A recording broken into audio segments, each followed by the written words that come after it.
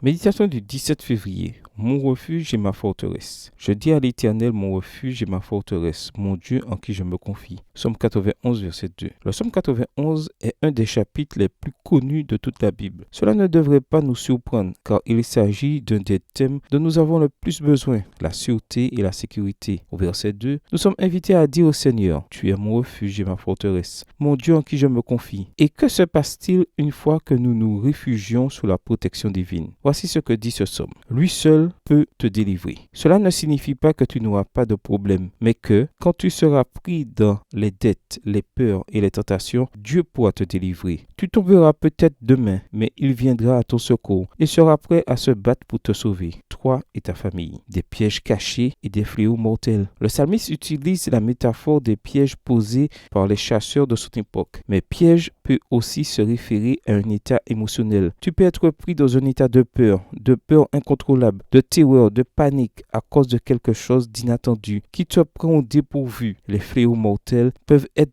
des circonstances externes comme la pandémie de coronavirus ou d'autres malheurs qui pourraient survenir par la suite. Dieu nous offre la délivrance de tout cela et le reste du psaume 91 mentionne 3 circonstances dans lesquelles tu peux réclamer le salut et la protection qui ne viennent que Dieu. Premièrement, si tu as fait du Seigneur ton refuge et ta forteresse, verset 9, ces expressions ne font pas allusion à une relation sporadique avec Dieu, mais transmettent l'idée de vivre avec lui, d'être toujours à ses côtés. Comment? Par une communion quotidienne avec Jésus, en étudiant chaque jour sa parole et en le cherchant dans la prière, tu le choisis comme ton refuge et ta demeure. Deuxièmement, si tu l'aimes, verset 14, version du second, aimer quelqu'un implique de lui donner la préférence et la priorité. L'amour véritable est plus qu'un sentiment qui réchauffe notre être. C'est un engagement, une décision. Troisièmement, si tu le connais, verset 14. Connaître Dieu est plus qu'acquérir des informations à son sujet. C'est une expérience que nous devons vivre chaque jour. Aujourd'hui,